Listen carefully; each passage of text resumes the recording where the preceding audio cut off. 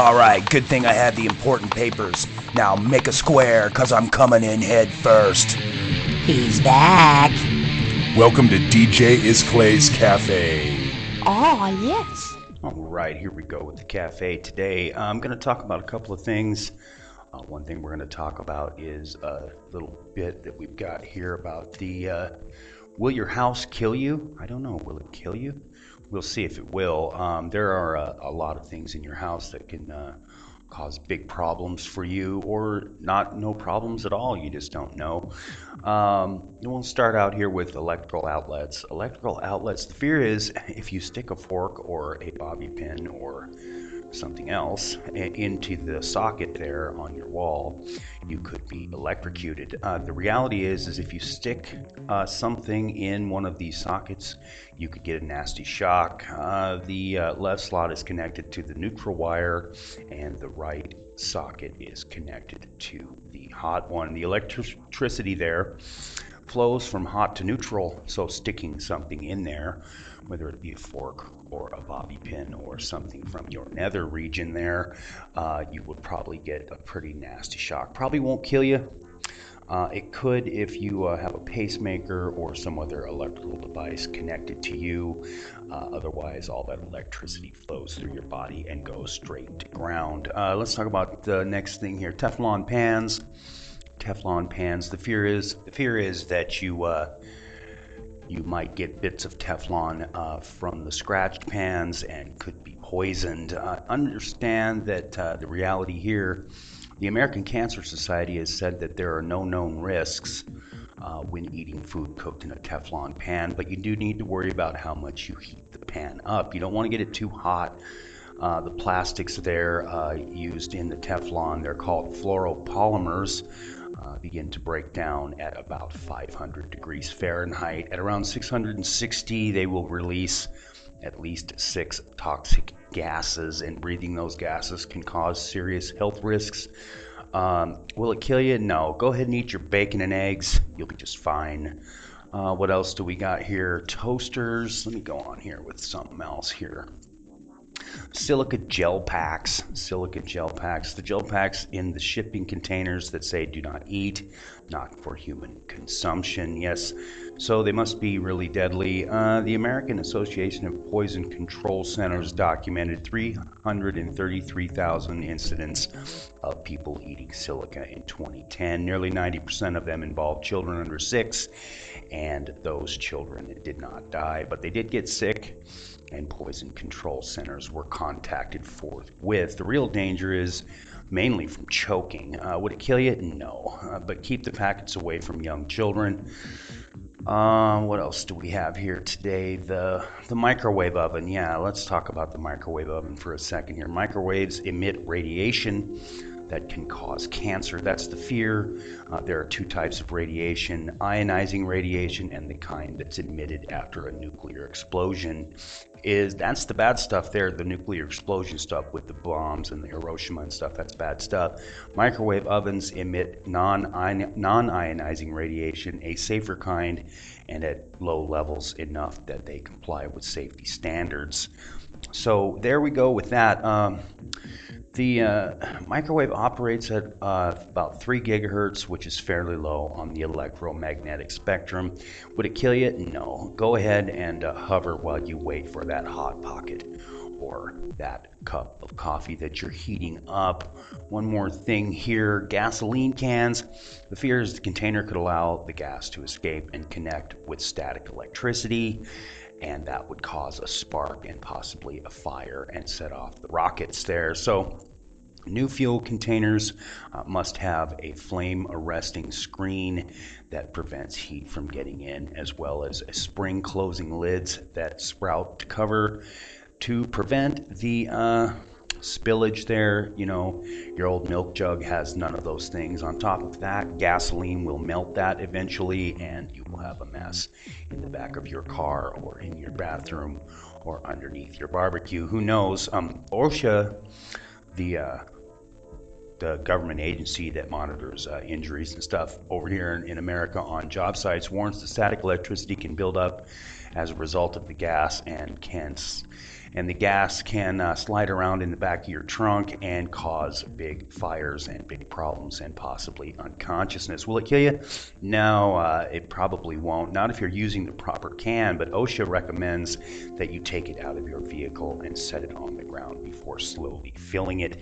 Okay, those are a few things that the people in the world worry about. There's other things like cell phones, plastic food containers, things like that that could cause problems. But that's my missive for today. We just want to make sure that you're safe in your home and not in any sort of danger, because danger, that's a problem. Will Robinson was warned about danger. If you remember, Will Robinson was always getting into danger, and the big robot always said, hey, danger, Will Robinson. That's right, danger, Will Robinson. That's what the robot always said. I don't know, I was a little scared of that robot myself, but we're going to kick off back to the cafe. Have a good time today and be safe in your homes. My God, man.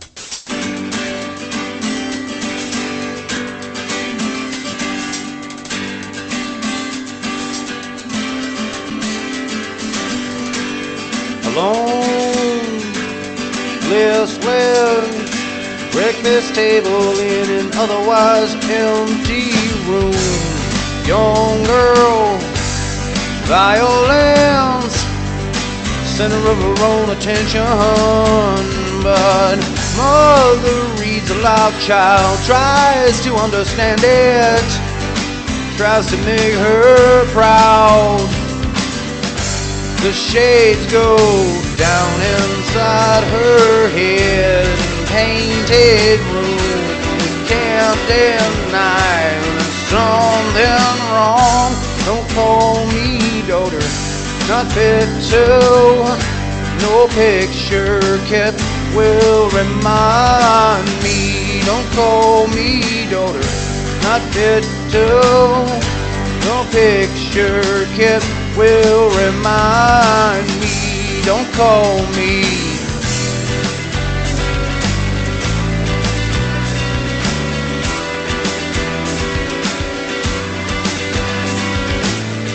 She holds her hand, holds her down.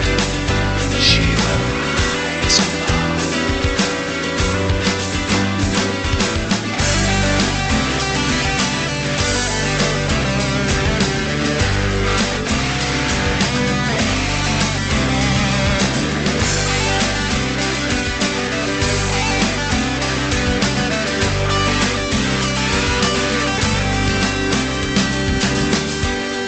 Call me daughter, not fit to, the picture kept will remind me. Don't call me daughter, not fit to be, no pictures kept will remind me. Don't call me daughter, not fit to, no pictures kept will remind me. Don't call me daughter, not fit to be, no pictures kept will remind me. Don't call me.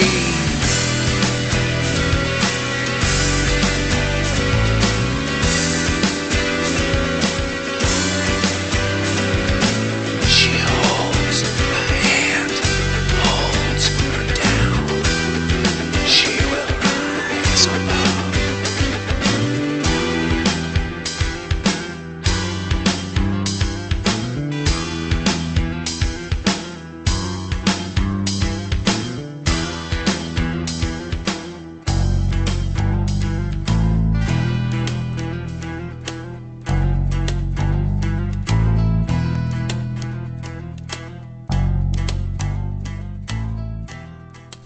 Now that you know what's going on in virtual land, here's what's happening in the real world. And your news bits, partner, cafe mode. That's right, it's Clay here with your news bits in the Sunday Cafe. News bits today brought to you by the Cockney Rebel and the Cock Up Conspiracy, with their new single out on the charts today called P45 Blues. Yes, we all have the P45 Blues over here at Normandy Radio, but in any case, news bits shall ensue. Let's see, right off the China news desk here today, two-headed pig underscores China's need for quality semen. That's right, and I don't mean the sailor's type of semen, or maybe I do, I don't know. But yeah, a two-headed pig has been born in China. Not the first one, we'll get to that later on. This little piggy, one of a 10 in the litter here, was born with polycephaly. I don't know exactly how to say that. Which is a rare condition which an extra conjoined head is formed when a fertilized egg fails to divide successfully. Yes, oh God. When it tries to suckle the milk, it hesitates about which mouth to suckle the nipples with. This farmer, Du Gensheng, said, and this is according to the Daily Mail, sometimes one of the mouths wants to suck this nipple while the other tries to get the other nipple, and then they both are failed there. Yes, the pig was born in Nanchang, capital of eastern China's Xinji province. Wow, can I even talk? It's not the first pig to be born with two heads in China this year. Another pig with two heads was born April 10th in the village of Joijiang. Yeah. Two-headed pigs in China. Earlier this month, China struck a trade agreement that would facilitate the importation of $73.6 million worth of British pig semen. Yes, you heard it right. 73.6 million.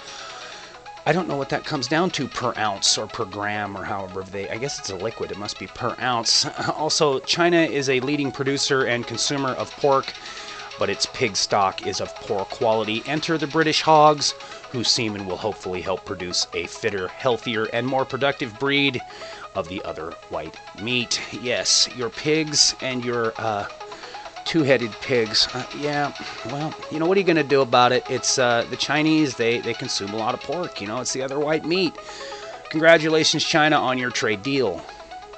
And now this little tidbit out of the Louisiana area. Yes, a woman, Sarah Childs, puts up a middle finger in Christmas lights for a second year in a row. Yes, Sarah Child's holiday display has become something of a tradition in her little neighborhood there, much to the chagrin of her neighbors. For the second year in a row, Child's has placed holiday lights on the rooftop of her home in Denham Springs, Louisiana, in the unmistakable shape of a hand flipping the bird. And this year, she's doubling the impact of her holiday by putting up two birds on the rooftop there, sending a message that is making more than the reindeer paws. Yeah, Childs reinstalled the first middle finger on Monday and quickly received calls from angry neighbors. Shortly thereafter, some Scrooge got over there and cut up her lights and her extension cords into tiny little pieces and spread them on and about her lawn. She's quoted as saying, they went on to my roof, cut them all up, and cut everything up, and then threw them onto the lawn. They fired a shot over the bow, and now it's on like Donkey Kong. That's right, she replaced the first finger and added a second one to emphasize her cheerful holiday message of goodwill and peace on earth. Actually, scratch that. She actually is trying to get revenge on her neighbor named Kayla Whedon there, who she has been battling with in the past. I say good on her. It's your house. You should be allowed to do anything you want. Although I do think that old Saint Nick and the reindeer there with the Rudolph and the Donder and the Blitzen, I think that they are going to make a flyover and not stop at your house, possibly because these two middle fingers can be seen from freaking space. Thank you, Sarah, for cheering up my Christmas spirit. And now in news of harassment and the sex. Sexual harassment case dropped against a 6-year-old alleged repeat offender. That's right. This is a 6-year-old accused of sexual harassment had the charges against him dropped by the school officials, embarrassed by punishing a first grader for kissing a girl on the hand. CNN reporting Hunter Yelton was allowed to return early to his elementary school in Cannon City, Colorado, and downgraded the accusations against him for sexual harassment to misconduct. Again, CNN reporting. Last month, Yelton, who is 6 years old, allegedly stole a peck from a girl that he has a crush on during a reading lesson. I just don't get this. But the girl's mother, however, said the school officials had initially made the right move by disciplining Yelton. According to WPTV, Jade Masters Ownby said that the school did a great job by slapping the first grader with a 2-day suspension because he kissed her daughter repeatedly without permission. And this, according to WPTV station there. I think I already said that. Thank you. I'm welcome. But anyways, because of the previous disciplinary problems, including another instance in which he smooched the girl, the Lincoln School of Science and Technology imposed a harsher allegation of sexual harassment to his record. The case was a school matter, and the boy was never charged with the crime. Well, I got 2 questions here. One is, I don't think you can charge anyone under the age of, 10 years old with sexual harassment. Maybe I'm wrong there. And what the hell is this 6-year-old kid doing going to Lincoln School of Science and Technology? I mean, can you send your kid to a regular school? He's probably messed up. You're sending him to a flippin' college, it sounds like. Anyway, the kid's cute. He's got a little kitty cat with him. You can check him out over at Huffington Post. But come on now. He took a little kiss off a girl's hand. I mean, he's not exactly a rapist now, is he? Just my opinion. I'm not condoning it or condemning it. I am just reporting it. Thank you very much. Yeah, just this last little tidbit here about snakes and penises and toilets. News of Ghana. Yeah, a man claims a big black snake bit his penis while he was in the toilet. Yeah, sucks to be you, man. You see what I did there? I made it funny. A man in Ghana claims that he was using a public toilet when a big black snake bit him on the tip of his penis. This happened on Wednesday. Kwanbena Nkrumah, 34, said the pain was intense and that he ran out of the public toilet screaming, "Snake, snake, snake!" Which in turn caused others using the facility to panic and flee and or stomp on people. But yeah, Ghana Web reporting, Nkrumah told a local radio program that he thought the pain on his penis was a little bit normal, or maybe normal, until he looked down and saw a very large black snake attached to it. Yes, the public toilet was reportedly in deplorable condition, even without the snake problem. Although this story is a rare exception, snake bites don't usually make the news. Men who bite snakes, on the other hand, can be pretty memorable. Last year, Nepalese man bit a cobra after it bit him first. He said he believed that biting the snake until it died would make him immune to the animal's venomous bite. Well, no, it didn't. He died some weeks later, yes, of necrotizing fasciitis. Remember that. Necrotizing fasciitis, that's bad for you, not good stuff. Can be caused by snake bites and other deplorable conditions in which you might put yourself in. Don't do that. I don't recommend it, and I don't recommend it highly. Welcome back to the cafe. This production is solely owned by the Cafe/Normally Radio and is Clay Bonaventure et al. All rights reserved. No part of this publication may be reproduced, trampled upon, distributed, or transmitted in any form, or by any means, including photocopying, recording, eaten by sea turtles, poisoned by medical waste, slitted, slutted, slashed, or other electronic or mechanical methods, without the prior written permission of the producer. Use at your own risk. The owner, any and all subsidiaries, cohorts, or contractors reserve the right to cartilage if any material herein is infringed upon. Copyright 2018 by the Cafe, Normandie Radio and his Clay Bonaventure.